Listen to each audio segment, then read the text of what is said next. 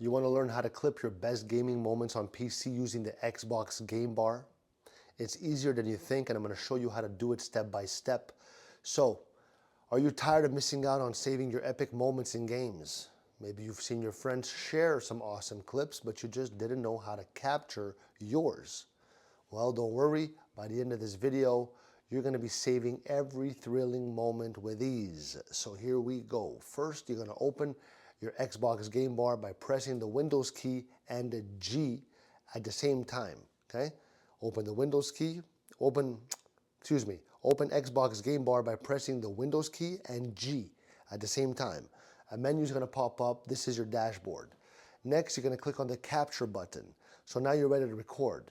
You're going to start, to start a clip, you're going to hit the record button, or you're going to press Win plus Alt plus R to start.